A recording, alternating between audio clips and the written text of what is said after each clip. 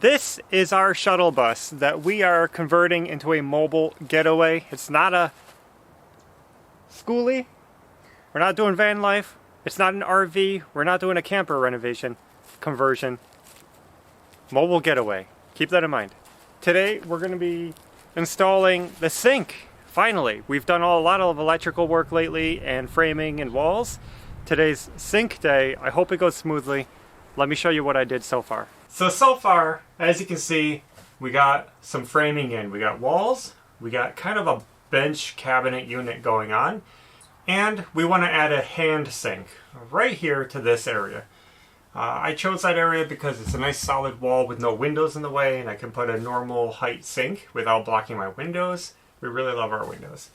So, since I had specific needs for the bottom of this cabinet, which you guys can kind of see, I wanted a large open space here for storage, possibly a cooler in the future. I'm not really sure, but I wanted some extra space down here. I decided to build this as two complete separate units instead of doing a sink cabinet, which would divide this space.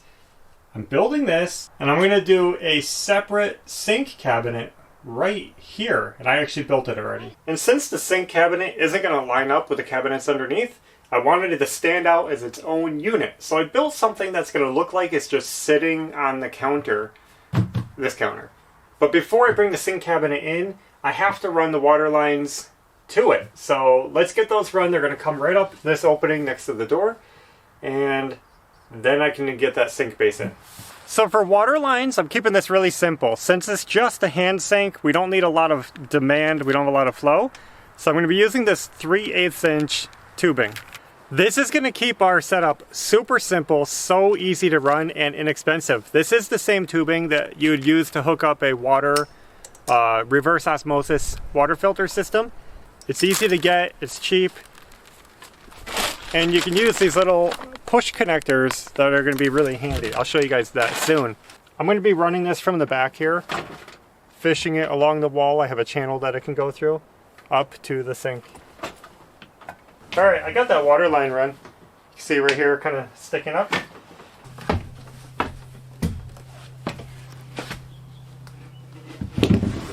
So here it is. I made this really cute little cabinet to hold the sink. And I did it the aqua color, so it contrasted the pink underneath. I already got a hole in the side for the water line. And we're going to mount it just like that. And it just kind of looks like it's sitting here. Simple cabinet trim on the top and the bottom. And I made this really cool little drawer that's going to fit around the plumbing. We're just trying to use the most of all the space that we have. And that'll be really handy to put like toothbrushes and stuff in. Yep. So that's what the sink looks like. Really cool. This is the bad side. We don't talk about this side yet because it's not done. I got to put the side on it and you'll see what all this is about. So we've decided to tee off our water line next to the sink instead of coming straight in. So this is the T, and it works exactly like a shark bite fitting that you guys might be familiar with, where you just push that white tube right in there and it locks in. It's got little stainless steel teeth and an O-ring, and it locks in, and then this little piece will be popped out when it's locked if you pull it. And I have some little locks that I'll put on here. This to keep the pipe from coming out, because if you push this piece back in, it releases the pipe. So anyway, let's get it installed.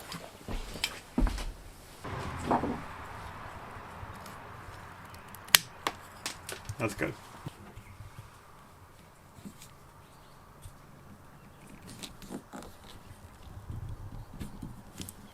There it is.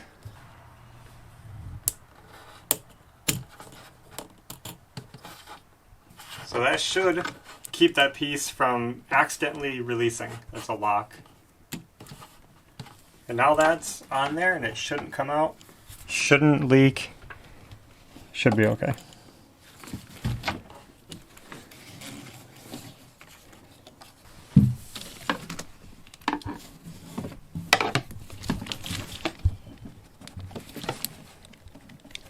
That was pretty easy. Mm-hmm.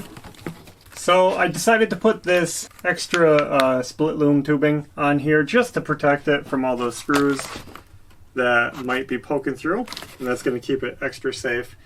I also threw a piece on here. Why not? Let me make sure it's in where I want it.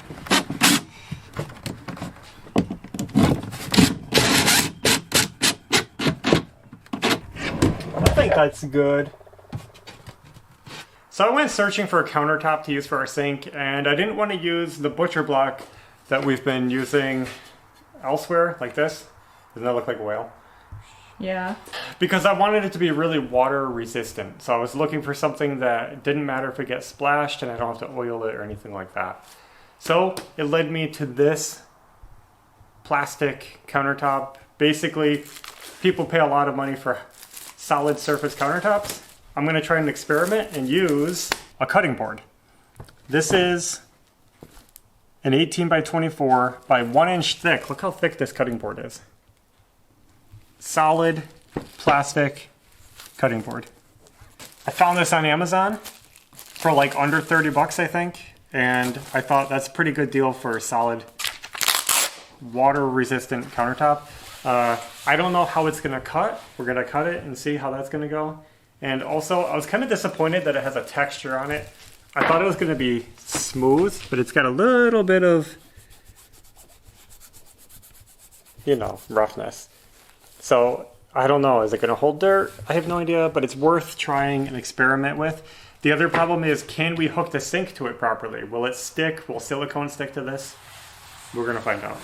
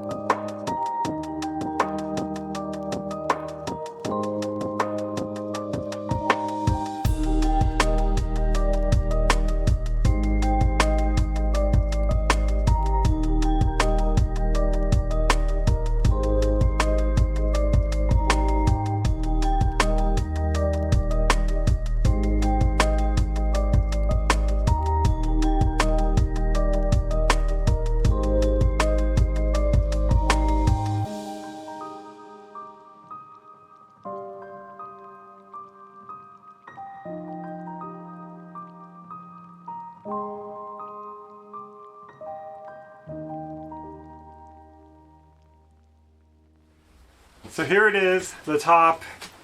The plastic is super sturdy, and I like that because a lot of materials, if you cut it this thin, it's going to be flimsy. But it was a beast to cut through. What happened was, as we were cutting it, the jigsaw blade was melting the metal because it heats up, the friction. Metal. Plastic. The jigsaw blade was melting the plastic, and it was basically cutting and then rebonding right behind the blade.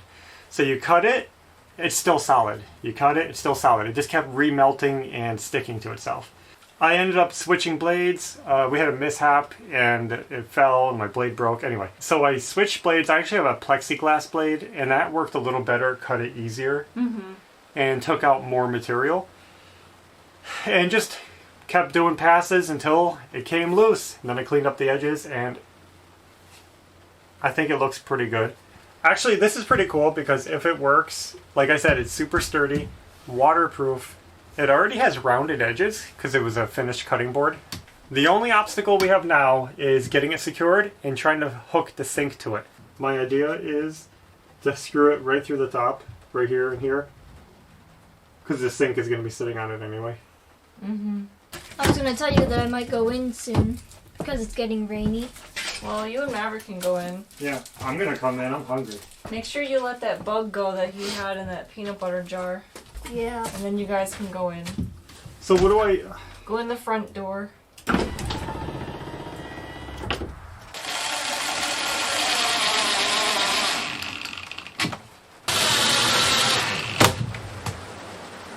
So there it is. I chose to screw in through the top because the sink will cover up those screws, and I don't have much room to screw through the bottom. So that's how we did it. I think 4 screws is enough for this little base, and I'm actually really happy with how it's coming out. It's really cute. It's so cute, isn't it? Yeah. Let me put another one up here at the top.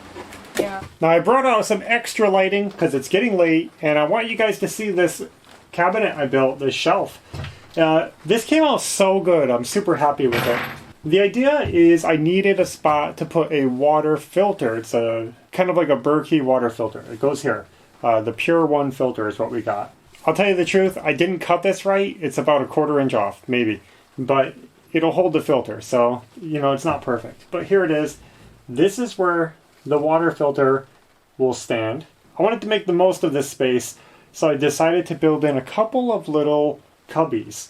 I built these and I wanted doors on them, but I wasn't sure how to accomplish that. So I came up with this idea of having these sliding doors. Basically, all I did was, well, let me show you this part first. I built this cabinet. These are just 1x4, so it's 3.5 inches deep. And I put a groove in it, a 1/4 inch groove all the way around. And I continued this groove down here on the side of the cabinet. So that's all grooved. And then I took some leftover scraps of this 3/16 inch paneling and I stained it. I shellacked it. And then I had these dowels sitting around. These are cut-offs actually from a project we did a while back. I put a groove in it, so I just ran it down and grooved it to fit, and then I glued them on, so they're glued together solid.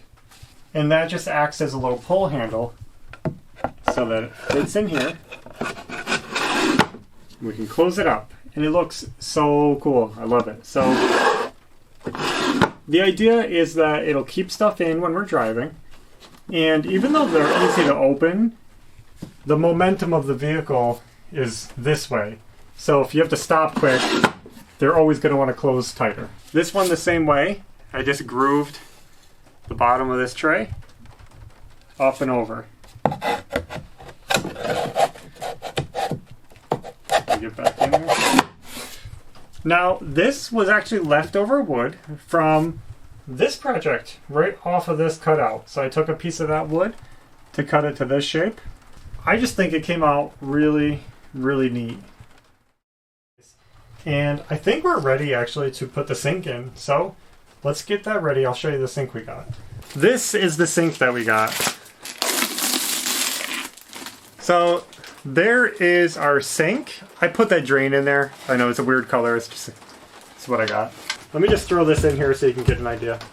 So that is an unusual sink. When I saw this, I thought it was kind of cool. I showed Ashley and I said, here's a stainless steel sink and here's this one. Which one do you want? She picked this one. She just liked the color and that it was a little bit different. It's not a perfect match to the aqua or anything like that, but we're just having fun.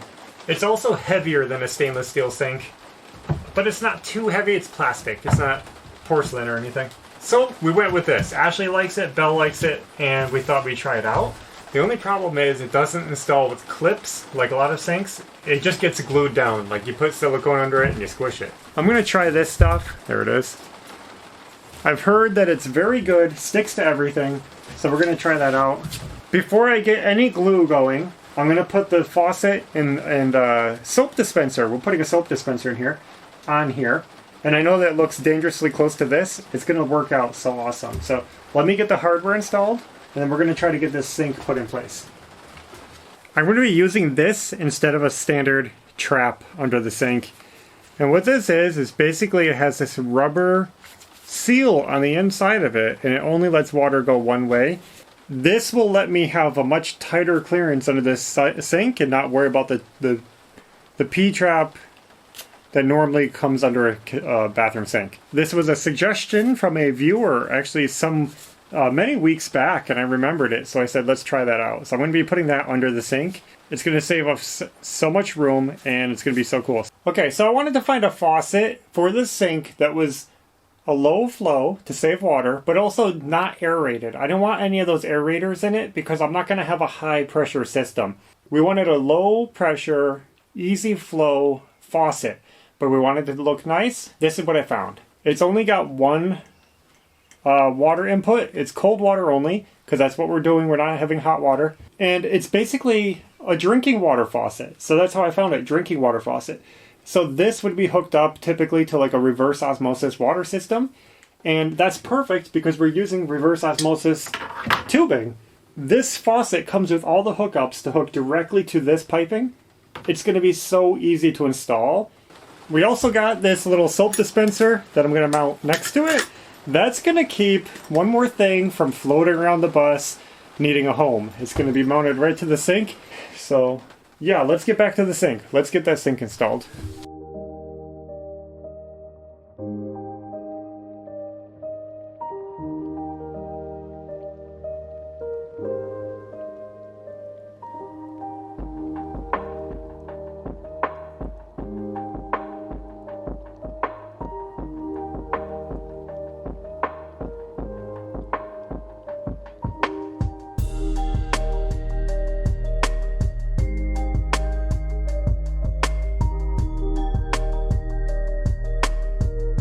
Well guys, we did it. The sink is installed. I might be thinking, something looks a little different here. Yeah, let me explain. Okay, so let us stop and talk about the sink. We bought this really cool, well, not so cool, but we thought it was cool at the moment. Teal sink, and we just thought it was fun. No special reason behind it, just something different. We were pretty excited about it until install came. When I was putting everything on it, the drain, the faucet, the soap dispenser, I quickly realized that it was totally defective. So basically, this is going to be hard to explain, and I would show it, but I don't feel like getting it. It's out in the barn. I'm trying to do a return, hoping that this company will take it back, because the thing is useless. The faucet holes and the drain holes. Well, how do I explain this? The sink is made out of a composite material, so it's kind of thick, about 1/4 inch thick. The problem is that they didn't machine it evenly. So around the holes, the material thickness was so uneven. At the front of the faucet holes, which is only 1.5 inch hole, at the front it was a 1/4 inch thick, maybe 5/16, but 1/4 inch thick. And at the back of the hole, it was a hair over 1/2 inch thick. There was a 1/4 inch difference from the front to the back, and that means when I went to tighten down the faucet would sit at a hard angle. If the gasket was flush on the bottom, or if I tried holding it straight on top and tightening it, I couldn't tighten it because the nut would be only touching the back of the sink. It'd be a big gap under the front, so it would always be loose. Yeah. Totally unusable. I couldn't tighten it up. It just wouldn't make sense. I tried my best, and it was gappy and leaky, and it just didn't look right, and I couldn't make it work without machining the sink down, which I don't have the tools to do, and making it flat on the bottom. It made no sense. The drain basket was the same way. The drain actually came out at an angle because of the material thickness wasn't even. Another defect I saw was that the manufacturer made the sink in a way that the holes were so close to the basin where it drops off, and it was this rounded plastic material, so that the sink faucet would be sitting over the edge of that roundover. Yeah. So even if it was flat and you could hook it on properly, you'd have a gap under the front of your faucet because of that roundover coming up to those holes. And that's not normal. I wish companies would start manufacturing products that they actually test in real world scenarios and not just on a computer and say, hey, this looks good. Yeah. We see this constantly in the home improvement area where products are made so poorly and so ill thought that you can't imagine what kind of person is actually using them. Yeah. You can tell these companies have never Installed actually yeah. used them. Mm-hmm. So needless to say, in the middle of the thing, I said, oh no, this isn't working. This sink is garbage. So I kind of said, what do we do? Came inside. We already had our hole cut on the cutting board thing, and so we wanted something the same size. And this was tricky because that whole sink base, the height, the size, the dimensions of everything were based around that sink specifically. Because we got that sink early on. We got the sink, I built a base for that sink. I had to find a replacement that was the right depth, to put the drain where it needed to be, and the right width and size to fit the opening. Yep. It was tough. Luckily, Home Depot came through. We found a sink that was in stock, which is rare. They had one left of it. Yep, and it was a stainless steel sink. I did have to recut the opening though. It was needing to be modified. I actually needed to make it a little wider on the sides. And it was a little too wide on the front and back. So it was close enough that we could make it work. The thing is the height. Most stainless steel prep sinks, bar sinks like that, are only 6 inches deep. And our old plastic sink was 7 inches deep. So I wanted to get it down to that same depth so that my drain would go to the right spot. And luckily, like I said, they had this one sink with a stainless steel with a 7-inch deep basin. Wow. So we just drove out right away, bought it, and hooked it up without any problems. So I should have stuck with stainless to begin with because honestly, it looks better. It looks really good. It looks amazing in the bus. We got stainless hardware and the water filter and everything. It just makes sense.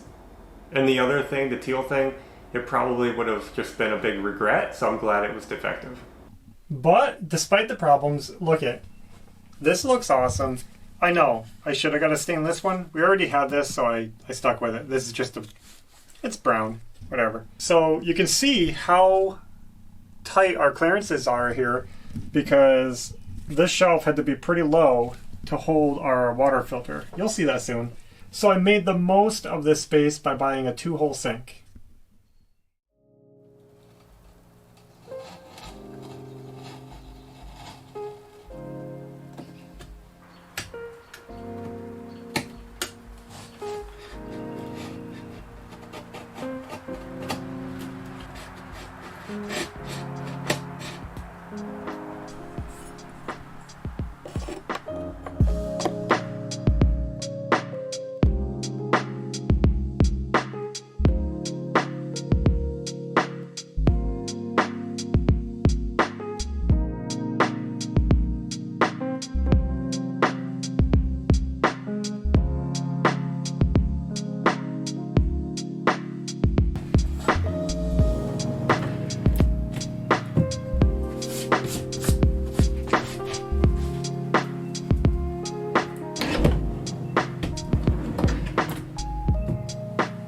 Now because we built this custom cabinet here, I had to cut this panel shorter and make a new panel, and I'm going to be setting this one at a different angle than the old one.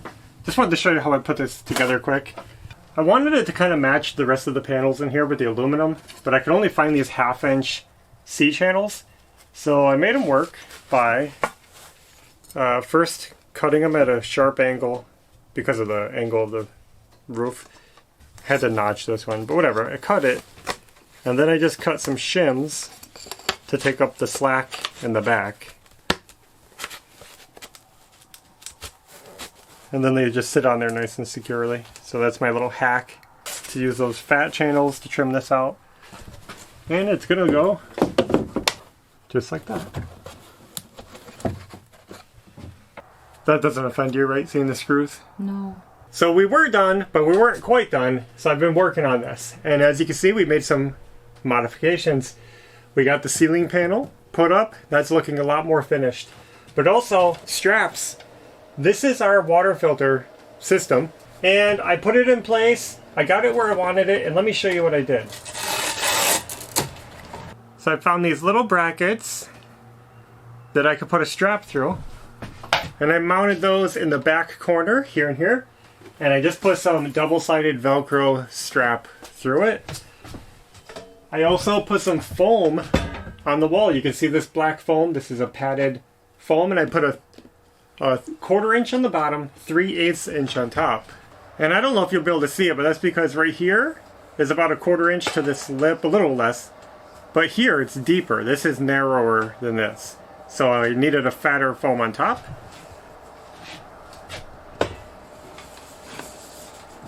We put this in here. If I just squish it into the foam and strap it around, this thing is solid. That'll keep it still while we're driving. So that's awesome. That's really, really robust. And I put these as far back as I could reach with my screwdriver so that it would be pulling it toward that back corner against these two foam pads. One more little upgrade is let's finish the filler. While you're here, let's just get it done and over with. We got the panel up. This is the filler faucet that I found. It's a little 1/4 turn faucet and really cool looking. Stainless steel. This is actually a marine product. I think it's a, it has to do with boats. I don't know. I thought it was gonna be perfect to put up here to fill our water filter. I thought I was recording this, and I don't think I did. Basically just pushed it on that pipe. Well, I cut that pipe, but just a hair shorter. It's too long. Now we're gonna screw it to the ceiling.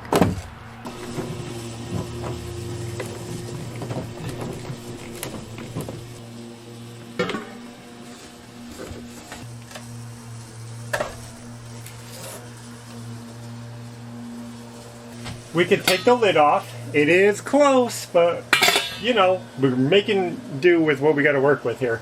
So you take the lid off, and you should be able to just turn this, and it'll dump water right in there. Hopefully it doesn't make a mess everywhere. We'll have to try it out. I offset it to the side here so that we could still take the lid off. And you can see it just turns this way. It sits at a pretty nice angle, kind of straight down. Tried planning that when I sloped this panel. I'm loving the straps, nice and solid, isn't going anywhere. I let the Velcro overlap as much as possible so it'd have a nice firm grab and it wouldn't come loose. And there is the sink complete. We'll call this complete. The only thing I don't like is this, which I just cut it wrong. You see, it should be kind of flush with the front of this, but it goes in. So that's because I just miscalculated where the water tank would sit. And so it hangs off a little. It's not a big deal. I can live with it. Life goes on. It's still well supported. I do have the side panel for this all ready to go. It's inside the house right now. And I'm only waiting because I got to finish up some plumbing work and odds and ends. But it's just going to be blue like this. Blue side. It took us a long time to do it, honestly. It took me days and days and days. Just because there's so many little jobs and little things that we had to get done. I'm looking forward to trying out this countertop. Honestly, it's probably going to get marred up and ugly. I hope it doesn't show dirt too much. It's fine. We'll make do with it. And I really like how this literally looks like it's just sitting on the counter. Like you would come in and just see a box on the counter. But it's actually a functional sink. And that's pretty neat. So we're going to call this project done.